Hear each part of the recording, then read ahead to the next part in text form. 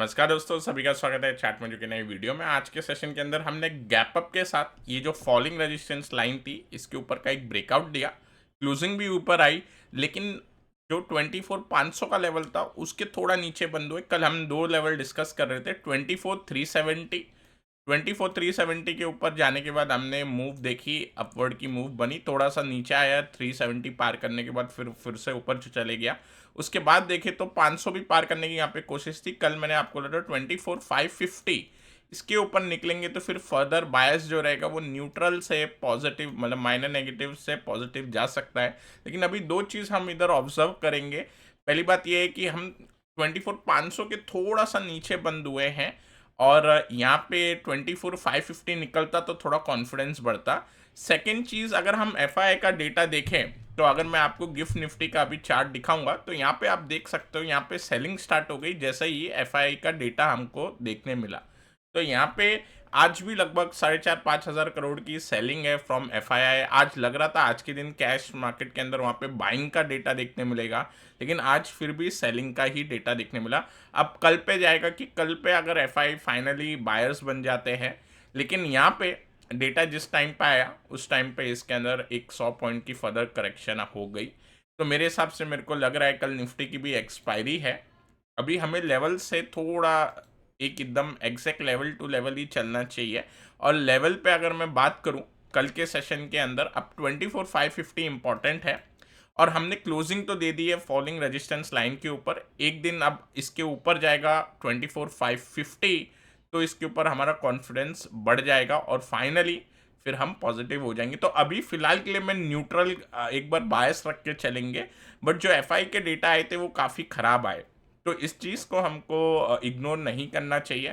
Closing अच्छी मिली है, 24,550 निकलेगा कल के दिन पे, तो मेरे हिसाब से हम एक बार के लिए तैयार हो जाएंगे 24,700 के एरिया में जाने के लिए। तो एक्सपायरी के हिसाब से ये मेरा लेवल रहेगा। ऊपर अगर निकलता है मार्केट, नीचे अगर हम गए तो जिस हिसाब से गिफ्ट निफ्टी दिखा रहे हैं, अगर सेलिंग बढ़ती है तो मेरे हिसाब से हम ओपन थोड़ा बहुत नीचे गैप डाउन हो सकते हैं। और साथ ही साथ नीचे के साइड पे ये जो फॉलिंग रेजिस्टेंस लाइन है यही एक सपोर्ट की तरह काम करेगी। तो 24,300 पे हॉल्ट होने चाहिए। अगर कल के सेशन में हम 24,300 के नीचे चले जाते हैं तो मेरे हिसाब से फिर से हम डेंजर टेरिटरी में आ जाएंगे, और फिर से हम ये जो फॉल हो रहा था लोअर हाई लोअर लोज का, इसी एक बार सिचुएशन में फंस जाएंगे।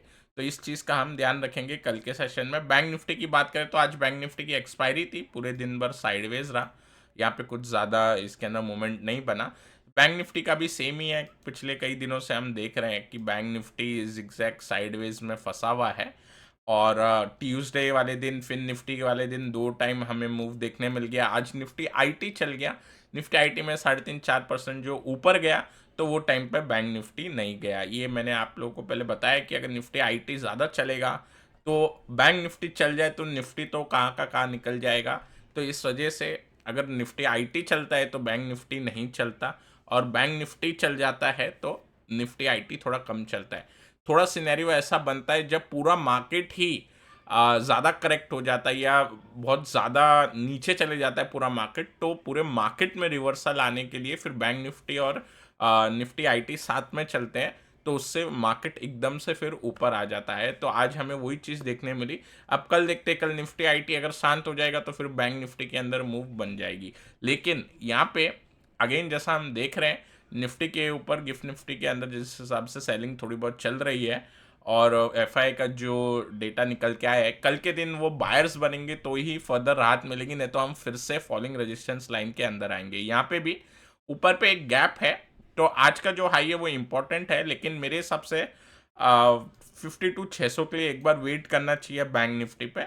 52,600 का लेवल निकलेगा तो एक गैप फिल है 200-250 पॉइंट। हालांकि थोड़ा रिस्की भी हो जाएगा क्योंकि 200-250 पॉइंट के गैप फिल के लिए रिस्क है वहाँ पे। और मेजर जो लेवल है वो 53,800 का, ये जो ऊपर का गैप लेवल है वो रहेगा। लेकिन अब दिक्कत ये हो जाएगी कि अगर बैंक निफ्टी ये ऊपर के लेवल को अटेम्प्ट करने के लिए जाएगा और निफ्टी नीचे रहे तो बैंक निफ्टी फिर ओवर वैल्यू हो जाएगा।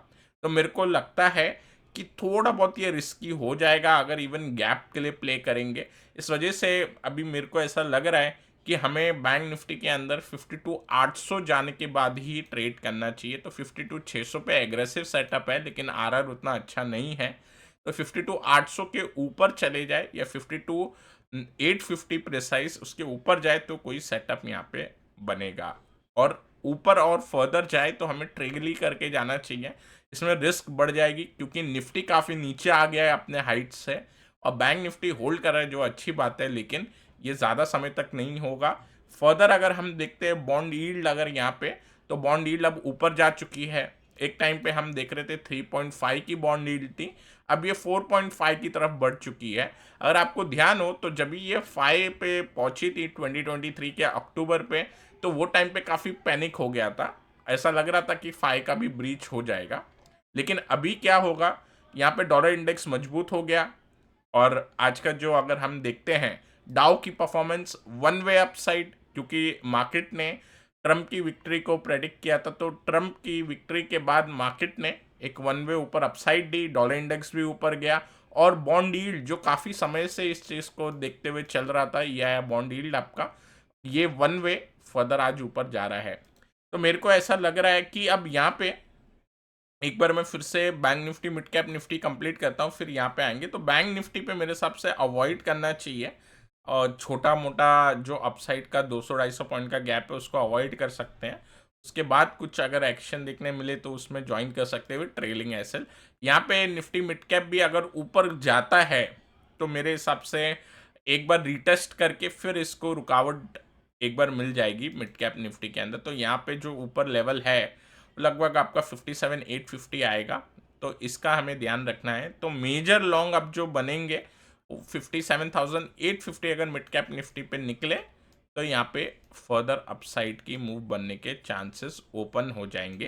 तो अभी हमारे लिए लेवल काफ़ी क्लियर है। आज अच्छी हमें क्लोजिंग मिली है निफ्टी पे, इससे बायस जो होगा वो न्यूट्रल हो जाएगा। पॉजिटिव हो जाता अगर हमें एफआई के भी डेटा अच्छे देखने मिलते हैं, तो फिलहाल न्यूट्रल हो जाएगा नेगेटिव से, लेकिन अभी भी खतरा है क्योंकि सेलिंग काफ़ी कल के दिन बन सकती है। अब दोस्तों यहाँ पे डाउ का ऑल टाइम हाई लग गया है। ट्रम्प की विक्ट्री जो मार्केट प्रेडिक्ट करके चल रहे थे, अगर वो विक्ट्री नहीं आती तो हम सीधा 40,000 के आसपास हमको देखने मिलता। पर अब यहाँ पे हम ऊपर चले गए, यहाँ पे देख रहे हैं डाउ का जो चार्ट है, ऐसा लग रहा है कि अभी 45,000 की तरफ ये एक बार ट्राई करेगा।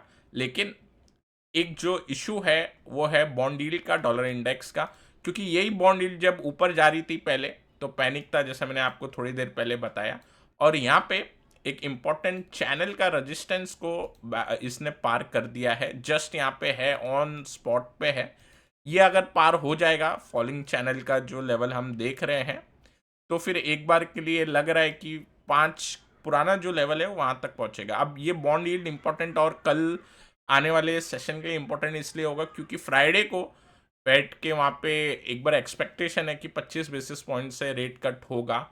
पर अगर वो नहीं होता तो थोड़ा सा जो ये स्पाइक हमें देखने मिल रहा है वो जायज़ रहेगा, क्योंकि बॉन्ड पहले ही फैक्टर करके चल रहा है।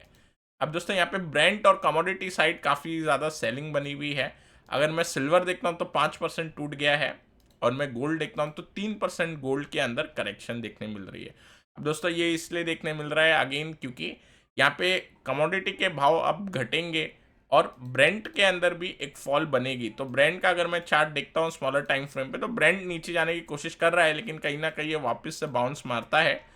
अब मुझे लग रहा है कि आज के दिन अगर ब्रेंट नेगेटिव क्लोज हो जाए और स्पेशली 73 के नीचे आज अगर चले जाए, तो आने वाले 1-1.5 हफ्ते के अंदर हम 70 के लेवल पे ब्रेंट को देखेंगे।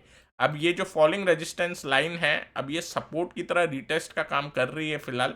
लेकिन अगर जिस हिसाब से हम आज स्पीच सुन रहे थे, वॉर रोकने के काफ़ी सारे आसार अब आगे देखने मिलेंगे जो ऑलरेडी चल रहे हैं, ईरान, इजराइल, यूक्रेन, रशिया। उस वजह से ये ब्रेंट के अंदर थोड़ा बहुत इम्प्रूवमेंट देखने मिलेगा और ये ब्रेंट नीचे आ जाएगा। तो वो एक पॉजिटिव है, लेकिन इसका साइड इफेक्ट ये है कि कमोडिटीज़ के जो भाव है वो सब जगह ब्रीच होंगे, टूटेंगे। अब इसमें टैक्स कट आने के चांसेस काफ़ी हाई है, तो टैक्स कट आएगा तो मेरे हिसाब से वापस से इन्फ्लेशन थोड़ा बढ़ना चाहिए। अब कमोडिटी भले ही नीचे जा रही है, लेकिन टैक्स कट जिस हिसाब से जो मैंडेट है उनका, उसमें टैक्स कट आएगा, और टैक्स कट आएगा तो फिर से इकोनॉमी के अंदर हम देखेंगे जो बड़ी कंपनियां हैं वो फर्दर थोड़ा बहुत वहाँ पे फैक्ट्री सेटअप कर सकती हैं इस टाइम पे। तो फर्दर एम्प्लॉयमेंट होगा और इन्फ्लेशन बढ़ने के फर्दर चांसेस रहेंगे। तो हो सकता है कि जो बॉन्ड यील्ड है इसको हम क्लोजली ट्रैक करेंगे अभी, और खासकर मंडे के दिन ये कैसा रिएक्ट करेगा, Monday in the sense Friday के नाइट पे जैसा रिएक्ट करेगा इंडियन मार्केट में मंडे ऐसा देखने मिलेगा, इसका अपने को एक बार व्यू बनाना पड़ेगा। अब दोस्तों यहाँ पे काउंटर की बात करते हैं। काउंटर के अंदर एज सच हम जो डिस्कस कर रहे थे पहले, जो थोड़े बहुत वीक काउंटर थे वो थोड़ा बहुत एक ऊपर आ गए हैं, और एक दिन और है। अगर ये सेलिंग फिर से आ जाएगी तो जो ऑलरेडी वीक काउंटर हमने देख रखे हैं फर्दर नीचे चले जाएंगे। आज लग रहा था कि हम फाइनली काउंटर चार्ट स्टडी के लिए निकालेंगे, लेकिन फिलहाल जिस हिसाब से सिचुएशन लग रही है आज भी रुक जाना चाहिए चार्ट स्टडी के लिए। एज सच अगर हम देखें कि काउंटर अगर कोई कैच होता है चार्ट स्टडी पे, लेकिन अगले 2-3 दिन बाद ही चेंज हो जाता है मार्केट एनवायरनमेंट, तो काउंटर नीचे आ जाता है, तो उस चीज़ में फंसने के बदले हमें थोड़ा वेट करना चाहिए। और अगेन अपडेट मैं दे देता हूँ, हमारा जो टेक्निकल एनालिसिस का प्रोग्राम आने वाला है इन दिस मंथ, उसकी लिंक नीचे डिस्क्रिप्शन में दी हुई है, आप जाके उसको क्लिक करके एनरोल कर सकते हैं। इससे आपका टेक्निकल एनालिसिस का स्किल्स और फर्दर एक्सलेट हो जाएगा।